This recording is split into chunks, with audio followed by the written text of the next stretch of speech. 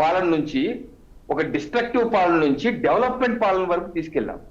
ఒక నక్కకి నాత లోకానికి ఉన్నంత ఒక తేడా ఒక సంవత్సరంలో తీసుకురాగలిగాం. ఇది మా ప్రభుత్వం యొక్క గొప్ప విజయం. ఎందుకంటే ప్రజలు కూడా ఒకసారి గుర్తు చేసుకోవాలి, 2024 ముందు ఏ పరిస్థితి నెలకొన్నాయండి? ల్యాండ్ టైటిలింగ్ యాక్ట్ లాంటి భయంకరమైనటువంటి చట్టాలు తీసుకొచ్చి మీ భూములు లాగేసుకునేటువంటి చట్టాలు, అలాగే ప్రభుత్వ ఉద్యోగులకి 1వ తారీఖు జీతం ఇవ్వాలని చెప్పి ఏ రాజ్యాంగంలో ఉందనేటువంటి ప్రభుత్వాలు, భవన నిర్మాణ కార్మికుల్ని పొట్టన పెట్టినటువంటి ప్రభుత్వం, మద్యం రూపంలో విషాన్ని ఇచ్చి అనేక మంది ఆరోగ్యాల్ని, జీవితాల్ని, కుటుంబాల్ని ఛిద్రం చేసినటువంటి ప్రభుత్వం, రైతాంగానికి నెలల తరబడి డబ్బులు ఇవ్వకుండా వాళ్ళని మార్చినటువంటి ప్రభుత్వం, సర్పంచులు ఆత్మహత్యలు చేసుకుని వాళ్ళ సర్పంచులే, వాళ్ళ వైసీపీ సర్పంచులే ఆత్మహత్యలు చేసుకునేటువంటి పరిస్థితి, రోడ్డు అంటూ అడిగితే బోర్డు మెడలో బోర్డు ఓట్రీ రేపు రానట్టు రేపు రోడ్డు వేస్తాను అని బోర్డు మెడలో పెట్టుకుంటాం. రోడ్డు వేయలేని ప్రభుత్వం ఏం చేశారని ఎక్కడైనా అడిగితే వాళ్ళ మీద దాడులు, కేసులు, దౌర్జన్యాలు, జీవో నెంబర్ 1 లాంటి ప్రతిపక్షాలు తిరగనివ్వకుండా జీవో నెంబర్ 1 లాంటివి తీసుకురావడం. ఇటువంటి భయానక పరిస్థితి నుంచి ఈ రోజు ఒక సంవత్సర కాలం చూడండి, ఎక్కడ ఎవరికి ఇబ్బంది లేకుండా ఒక రాజ్యాంగబద్ధమైన పరిపాలన చేసుకుంటూ వెళ్తాం. ఎక్కడ ఏ ప్రతిపక్ష నాయకులకి మేముగా ఎటువంటి ఇబ్బందులు, వాళ్ళే ఇబ్బంది క్రియేట్ చేస్తున్నారు. అసాంఘిక శక్తుల్ని ప్రోత్సహిస్తూ రఫా నడటం అంటే మంచిదే కదా.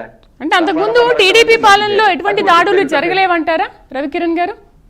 ఇప్పుడు మేము కూటమి ప్రభుత్వం అధికారంలోకి వచ్చిన తర్వాత మా మీద దాడులు చేస్తున్నారు, మా మీద ఇంకేదో చేస్తున్నారు అంటున్నారు. సేమ్ టైం వాళ్ళు ప్రభుత్వ హాయంలో ఉన్నప్పుడు కూడా మీ మీద దాడులు చేశారు, మీ మీద కేసులు పెట్టారు. ఇప్పుడు మీరు ప్రభుత్వంలోకి వచ్చిన తర్వాత వాళ్ళ మీద దాడులు జరుగుతున్నాయి, కేసులు కూడా పెడుతున్నారు. ఎవరు ఏమీ తక్కువ లేదు. ఎవరు ఏ ప్రభుత్వ హయాంలో వస్తే వాళ్ళపైన దాడులు, ప్రతి దాడులు, కేసులు ఇవన్నీ కామన్గా జరుగుతూనే ఉన్నాయి. మరి మీరేంటి మా కూటమి ప్రభుత్వం అధికారంలోకి వచ్చిన తర్వాత అసలు మా మీద దాడులు చేస్తున్నారంటున్నారు, మేమంతా సుపరిపాలన అందిస్తున్నాం అంటున్నారు, కానీ అది ఎక్కడ కనిపిస్తుంది?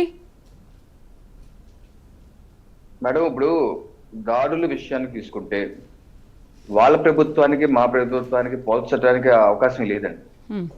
ఇప్పుడు వాళ్ళ ప్రభుత్వాన్ని, దాడుల్ని ముఖ్యమంత్రి ప్రోత్సహించారు డైరెక్ట్ గా.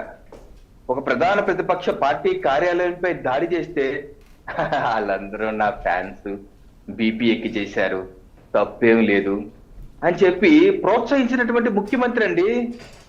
అలాగే ఆయన ముఖ్యమంత్రి ఇంటి మీద దాడి చేస్తే అతను తీసుకెళ్లి, ఎమ్మెల్యే తీసుకెళ్లి మంత్రి చేసినటువంటి ప్రభుత్వం అండి అది. వాళ్ళకి మాకు ఏంటండి? అసలు రాజ్యాంగం మీద ప్రమాణ స్వీకారం చేసి రాజ్యాంగాన్ని అమలు చేస్తున్న ముఖ్యమంత్రి ఎప్పుడైనా ఒక దాడి జరిగితే దాన్ని సమర్థించే ముఖ్యమంత్రి మనం ఎప్పుడు చూసామండి? ఈ రోజు ఈ సంవత్సర కాలంలో నేను అడుగుతున్నాను మీ ద్వారా రాష్ట్ర ప్రజల్ని, ఏ ఒక్క విధ్వంసం జరిగినా ఏ ఒక్క ముఖ్యమంత్రి కానీ మంత్రి కానీ బాధ్యతాయుతంగా ఉంటున్నావా, యాక్షన్ తీసుకుంటున్నావా, లేదా ఆయన వెనకేసుకొస్తున్నావా? ఈ రోజు మా పార్టీ కార్యకర్తలు తప్పు చేసినా సరే వెంటనే జైల్లో వెళ్తున్నావే, అటువంటి ఆ ప్రభుత్వం ఎందుకు జరగలేదు? ఒక దళితుడి దగ్గర డోర్ డెలివరీ చేస్తే ఆ ఎమ్మెల్సీని ఈ రోజు వరకు వాళ్ళ పార్టీలో పెట్టుకొని చాలా మంచివాడు, సద్బుద్ధి ఉన్నవాడు అని ఎందుకు ప్రోత్సహిస్తున్నారు? మా ఇండియా ప్రభుత్వం ఎమ్మెల్యే తప్పు చేస్తే సస్పెండ్ చేసి బయట పెట్టలేదా? ఆ నెల్లూరు పక్కన ఒక ఎమ్మెల్యే మహిళా విషయంలో సస్పెండ్ చేసి పక్కన పెట్టలేదా? ఏది ఆ ప్రభుత్వాన్ని మా ప్రభుత్వాన్ని కంపారిజన్ లేదు శ్రీదేవి గారు, చాలా తప్పది. ఏ రకమైన విధ్వంసకాన్ని సపోర్ట్ చేశారు వాళ్ళు. అలాగే అభివృద్ధి విషయంలో కంపెనీలన్నీ తరివేసే ప్రయత్నం చేశారు. ఈరోజు మేము అటువంటి ప్రయత్నం చేయలేదు. ఈ సంవత్సరంలో 9.65 లక్షల కోట్ల పెట్టుబడులు ఒప్పందాలు చేసుకున్న కొన్ని గ్రౌండ్ అయినాయి, కొన్ని గ్రౌండ్ అవ్వబోతున్నాయి. 8 లక్షల ఉద్యోగాలు నేరుగా కొన్ని వచ్చాయి, కొన్ని రాబోతున్నాయి. అలాగే ప్రభుత్వ ఉద్యోగాలు ఆయన జగన్మోహన్ రెడ్డి గారు ఏమన్నారు? రాంగానే మెగా డిఎస్సీ అన్నారు 2019 ముందు. ఏదైనా మెగా డిఎస్సీ ఈరోజు మేము ప్రభుత్వం ఇచ్చాం, కొంత జరిగిపోతుంది. ఆల్రెడీ పరీక్షలు అవుతాం, నెల 2 రోజులు మనకి క్రియాముగా అయిపోతుంది. సో ఏదైతే మేము చెప్పాం అలాగే సంక్షేమ పథకాలు కూడా 1 by 1 అన్ని దీపం పథకం 2 కోట్ల దీపం పథకాలు జాతీయులకు ఇవ్వడం జరిగింది, తల్లికి వందనం ఇవ్వడం జరిగింది.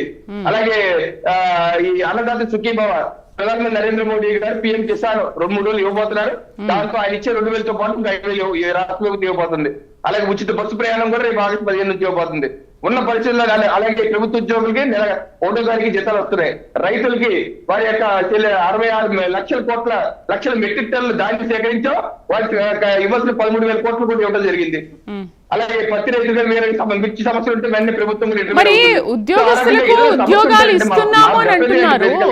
ఒకవైపు ఉద్యోగస్తులు రవికిరణ్ గారు ఉద్యోగస్తులకు ఉద్యోగాలు ఇచ్చాము, నోటిఫికేషన్ చేశాము అని అంటున్నారు. ఒకవైపు ఏమో ఉద్యోగస్తులు పెద్ద ఎత్తున ప్రదర్శనలు చేస్తున్నారు కదా, బ్యానర్లు పట్టుకొని మరి మాకు ఉద్యోగాలు ఏవి అని చెప్పి ప్రదర్శన చేస్తున్నారు కదా, మరి దానికేం చెప్తారు? ఎంతమందికి ఉద్యోగాలు కల్పిస్తున్నారు?